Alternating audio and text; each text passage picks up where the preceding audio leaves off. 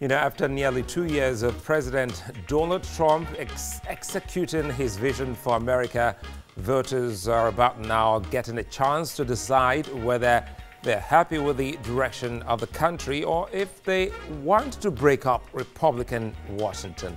But also, today could mark the final gasp of a House Republican majority that was built in 2010, principally on repealing Obamacare, cutting government spending and opening up the legislative process. Now, 8 years later, not only have Republicans failed to repeal Obamacare, they're getting hammered over the opposition to the Affordable Care Act and some of its key provisions on the campaign trail. Now, government spending is through the roof, and critics complain that the legislative process is as closed as ever before. Here in Nigeria is almost a full throttle. We're still on that road, the road to 2019. We'll explore the turns, the twists and stops, but most importantly, the destinations. Stove on, pot on fire. It's cooking time.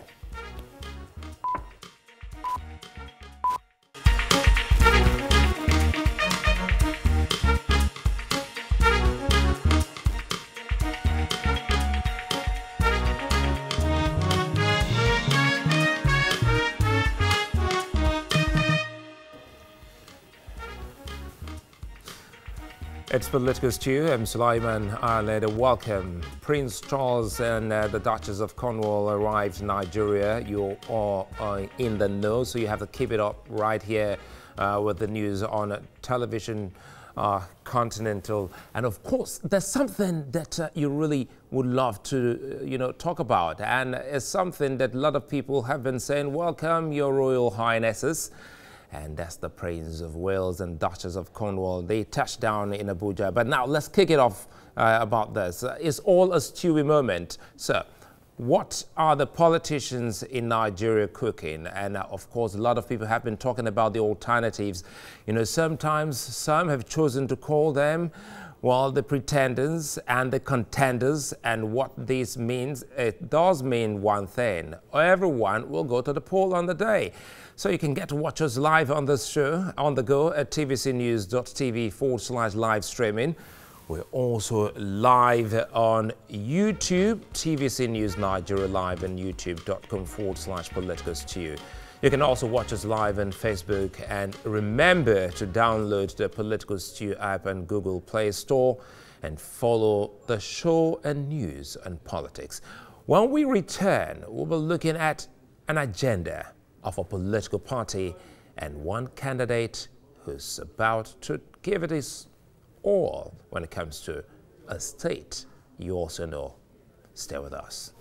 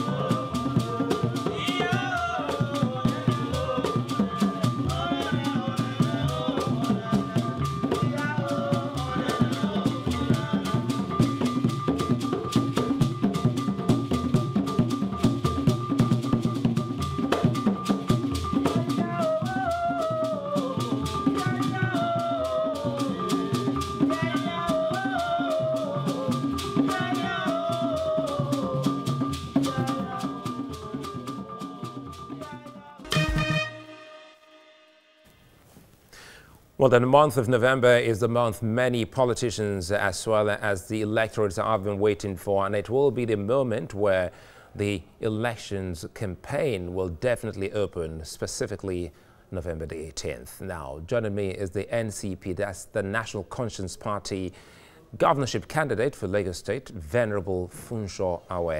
Good to have you join me. Thank you very much, Sulaiman. I'm glad to be around. I'm excited you're here because, you know, when we talk about politics in Nigeria, we've always heard it's become a cliche. Politics is a dirty game. And now having, men of God, people from, the Christian faith and even other faith come into the fray, perhaps we should be asking if that is still very valid for us to say politics is pretty much dirty. But again, tell us, how does this sit well? You are a priest, and you are also a politician. Well, I wouldn't be the first, and probably I wouldn't be the last. Even in Nigeria, there was a time you have a Reverend Father as the governor of Benue State, Adazu, Moses Adazu. And, well, right across the globe, there have always been men of God in politics. And Martin Luther. This idea of some of us come in as activists, because actually, where does politics actually start from? It starts from the church. In fact, the rudiments of modernization, the rudiment of civilization, if you look at history, everything emanated from the church. So it's not strange. So it would seem as if, well, as you've painted it, politics and, service, on the pulpit, is one and the same. On the pulpit, you are trying to bring people to God. Not just bring people to God, bring God also to the people. Because God has an agenda for the people. And the agenda of God is actually to make life very comfortable for human beings He has created, even while here on earth, and so that He can prepare them a place in heaven where there is the ultimate comfort. So, it has got to do with service. And so there's nothing so different from what you're doing on the pulpit and what you actually want to offer the people. And in the Nigerian context, you all know what is going on. Mm-hmm. Politics has not, you mentioned the word before, you said it's a dirty game. It's been so dirty. I think when things are that dirty, you need to bring something into it that will cleanse it up. So that purification, does your party, because the NCP, as it stands, is still the NCP that we have always associated with the late Gani Fawemi. Is it the same? Definitely. The agenda is it. And as the name goes, National Conscience Party, I think it's high time that Nigerian politics develop a conscience. Because people look around you now, they see the political atmosphere, they see what is going on. They even say that people in politics have no conscience. Yes.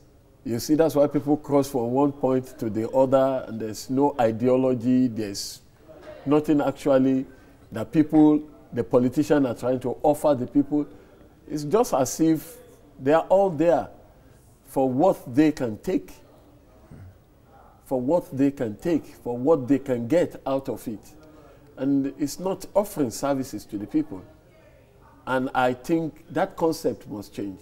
And the National Conscience Party, actually, like you associate it with the late Gani Fawemi, has always been at the forefront of saying, what do we give back to these people? Maybe that's why our motto says abolition of poverty. And well, it's very, very right now. I think it's high time that a party comes into power who wants to abolish poverty. Is that possible? Why not? Why not?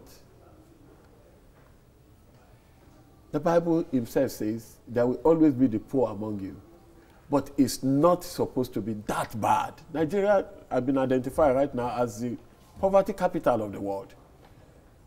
People are so impoverished that you are either very super rich or you are just a common man down there. The middle class have been completely wiped off. Yeah, we can talk about the middle class, but again, I think I still can't understand how or where that came from when you said that Nigeria has been identified as the Prime Minister of Britain came around and they look at it and says, when you look at the poverty indices and you calculate the statistics, our people are basically the poorest people across the globe. So if that is it, then what do we call us? Now let's talk about the agenda of the NCP, because if your motto says abolition of poverty and you believe strongly that Nigerians are living below poverty line, perhaps if we look at your agenda, that will give us a fair understanding of how this can be tackled. Well, National Conscience Party of Nigeria, if you look at the ideology of the party, we have a 10-care agenda. You talk about employment care.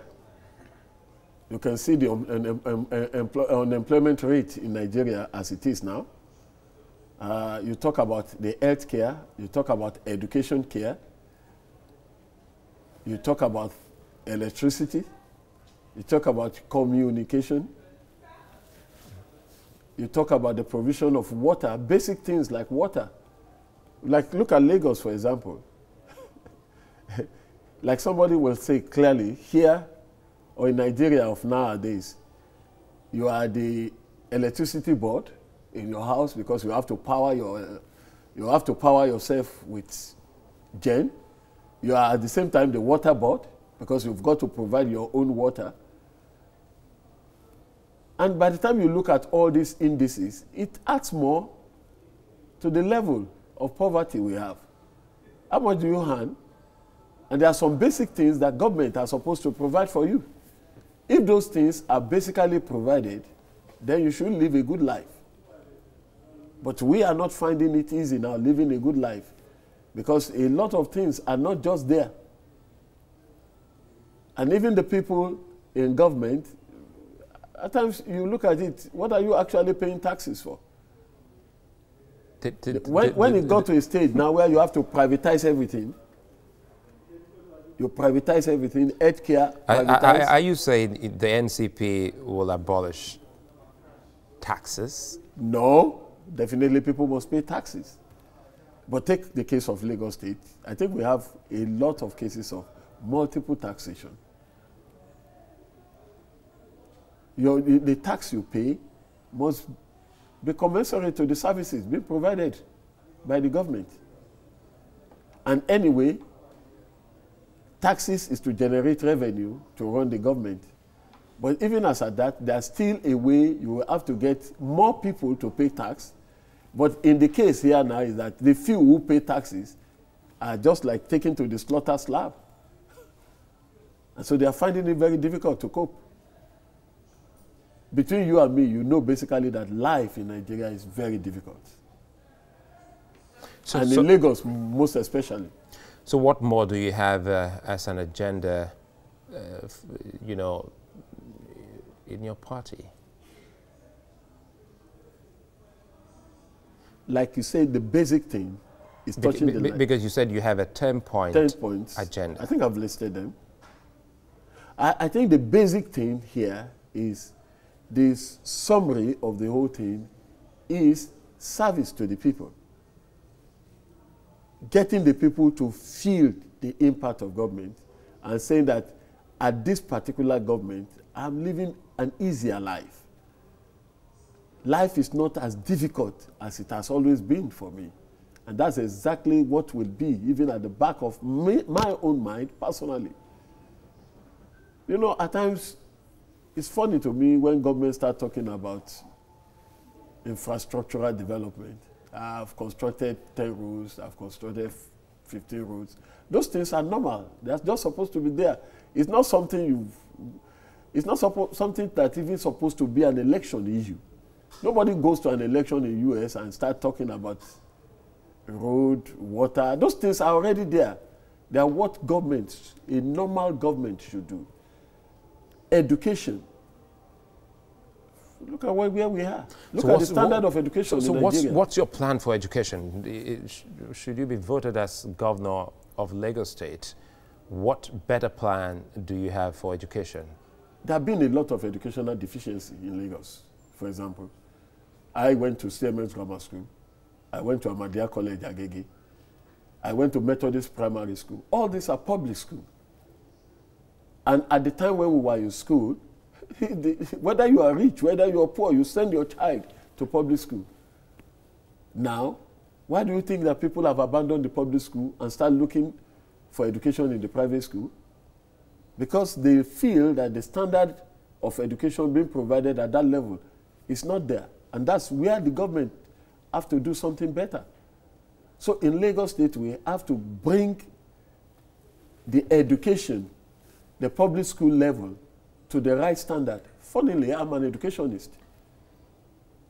I have a master's in educational management. So then definitely it becomes easier for us to look into the blueprint you have, for Lagos in terms of education. I'm excited about this now because education, as you've highlighted, it has always been, a big problem and also a campaign issue for many who come into office. And I think Lagosians will be willing to hear more of what you hope to do when you come into office for them, knowing full well now that you're also an educationist. Like, for example, look at tertiary education provision in Lagos. When was the last time the government itself established a new higher education institution in Lagos? LASU was built by Lateef Jakonde, the College of Education at Tepe, Adiniro Ogunsoya, the Lagos State Polytechnic. If you look at the indices of other states in the Federation, Oyo, Ondo, they establish new institutions. They make provision. Is it in the numbers? You are looking at a state with a population of over 20 million. You cannot remain static in one end. You have to keep developing. It is said that at every hour, a lot of people enter Lagos never to return. And so the population of Lagos kept increasing. Even the incumbent governor, he was saying, he said 87 people come into Lagos every 1 hour, never to return. If that is it, the population kept increasing. So the amenities provided, either in the educational sector, in the road sector, in housing, must be commensurate to it. Respectfully, I think with due respect, I'm usually not a fan of, figures like that, whether it's being given by government, because usually I think that's another issue I would want to see your government handle. It's not enough for a government official to give numbers without adequately telling the people how he or she arrived at that number. Today you hear people in office, the government, whether the state or the federal government, they say 160 strong Nigerians. The other man comes 180 million strong Nigerians. And now we hear this number of people who come into Lagos never to leave. And I say, wait a minute, if this does happen every hour, if 87, even 100 or less, they come into Lagos and never to leave. And this is 2018. Perhaps it's been happening for the past 5 years. Then by now, I think we'll be stepping on people to go through. Are you not stepping on people in Lagos? I haven't actually done that. Maybe you have not been to a Idumota at peak hour and try to walk on the street. I think it's a given. Every bus station all over the world, in most cities, you get such numbers. But I think, what would you be doing to help arrest this, you know, numbers that we throw about? What will we be doing to prevent that number? Yes, because it shows improper planning. Because a government that, you know, spews number, or you know, you give numbers without adequately telling the people how you arrived at that number, you know, shows that you're not ready to actually plan. Solomon, let's face. Let's face the fact. But you understand. We have a problem of statistics in Nigeria. Absolutely. We have a problem with statistics in Nigeria. That's part of the basic problems we have in Nigeria. And even as a government, you have to start from there. You have to be able to know specifically the number of people you are taking care of, the number of people you are providing water for, the number of people, the number of cars you have on the road. So what will and NCP... so we are going to actually make sure that the department that takes care of looking at the right statistics is really giving the right impetus. Because actually you cannot begin to do things right when you don't have... For example, there's several times I look for a lot of statistics. It does happen to you, right? Yes, I look for statistics. In fact, at times you open website in Nigeria and you see nothing there. And so even at the stage at which you are planning, what program do you have? How many liters of water? We all know that statistically, you know that this number of liters of water should take care of this number of population. And you are trying to look at how do we get the right thing, but it's not there. And so if we have to come into power, we also equally have to create a very sound and solid statistics department whereby we can actually, because even if you look at the federal level, anytime we count the census of the country, we get it wrong. And there will be controversy here and there. Because if you look at statistics and population in Nigeria, you will wonder that it does not tally with normal rate anywhere in the world, where you have a higher population in places that are arid area than in places where you have, you know, the forest region. Now, let's talk about traffic, because that's one other issue, you know, that, you know, scares, you know, Lagosians, and though some love it, they say this is, well, what makes it Lagos. So how would you help, you know, improve on, you know, manpower production in the state by, you know, arresting the traffic situation in Lagos State? You have hit on a place that is actually topmost on my mind. I always believe that you can ease the traffic in Lagos. It just takes dedication and proper planning. For example, let's look at it this way. Look at the topography of Lagos. I've been in a city like Amsterdam that has almost the same topography as Lagos. Or you look at a city like Venice. Lagos is called, well, a place of aquatic splendor. Water transportation is something that has not been exploited in Lagos. For example, I look at Lagos and I see an in-route whereby you can move a lot of people and goods using the waterways. It must be funny to you that you can land that. You can actually take a ferry from Obafemi Awolowo way in Ikeja to Lekki. Lagos is crisscrossed by canals. We have to dredge these canals, make it proper waterway. It serves two advantages. If you dredge the canal, it moves traffic because you have traffic on water. At the same time, it defloods the state. All the areas where you have flooding problem. Then basically, you have to assess Lagos and look at those places where you have bottlenecks and look for access roads from that place. I've always told people, Look at the whole stretch of Ikorodu Road. There are roads there. At the time we were moving Ikorodu Road and constructing it as a line like that, that we have break connection between one point and the other. And it's all been abandoned. Yes. Like, for example, I'm coming in from Obafemi Awolowo, from Kudirat Abiola Way in Orego, and I want to go to Ogudu. Then I will have to start going through either Ketu or go back through Maryland. Why not create an underground way? It's very cheap. It's easy.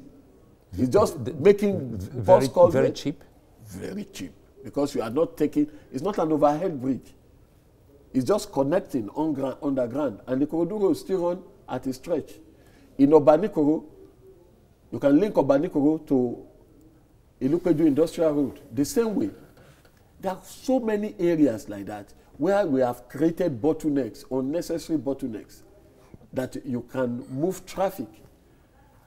Every time I go through Agidingbi, I get stocked up on that road, just because people refuse to make the road that comes in from that, where you have Fela Shrine, and that road straight on should bust out at Omole. And so there are quite a lot of areas where you have to create rooms for traffic to move. Let's try and close on this. Again, sir, because we're really running out of time. Let's try and close on this, because you emerged unopposed as a candidate of NCP. Do we call it unopposed? No. There's an election. No. Actually, somebody stepped down. Yes. And it takes a lot of political maneuvering. He's still unopposed, yes. Because at the end of the day, you emerged unopposed. Looking at what happened, do you see such victory at the poll? Because that's an overwhelming acceptance within your own party. And many say this attested to the fact that you're a man of integrity.